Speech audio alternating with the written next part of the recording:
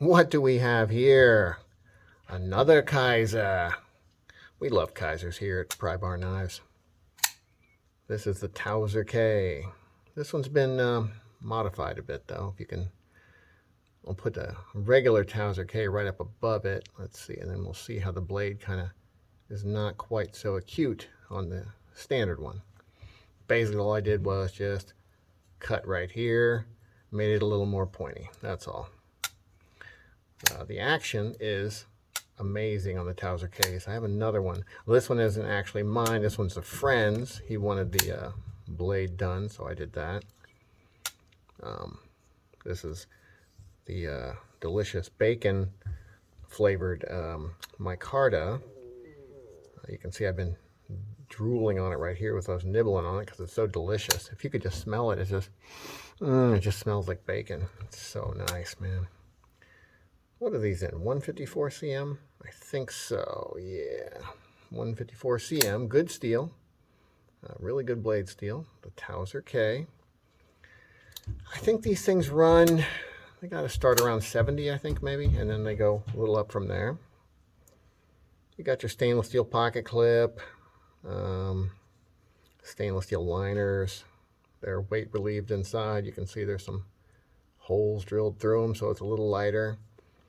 Boy, look at that, look at those millings there, those, whatever you call it, indents on the lock release.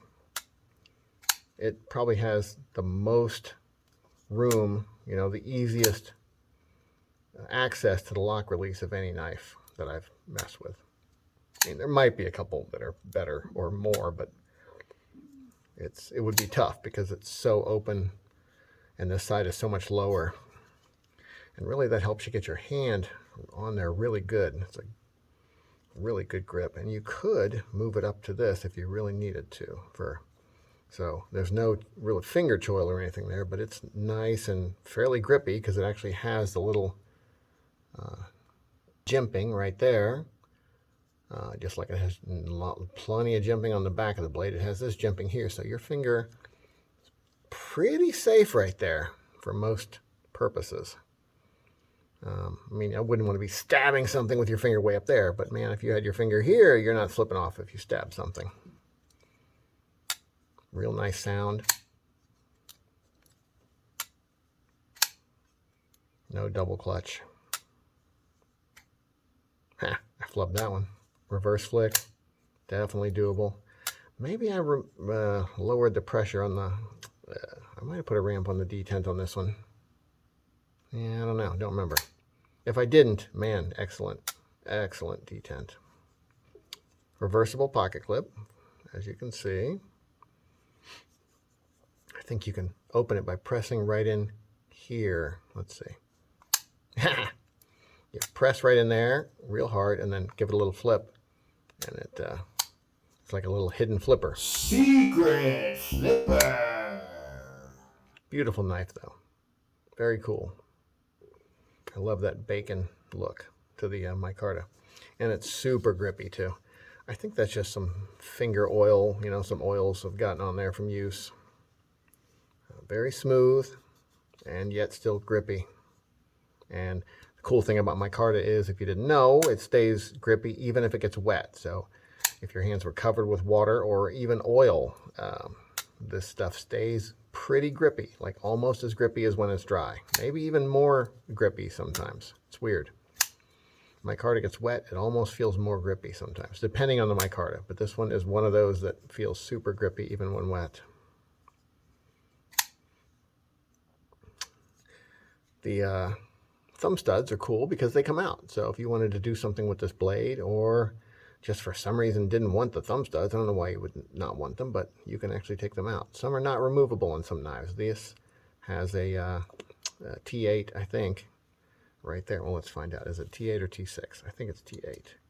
Yeah, T8, because T6 is too small.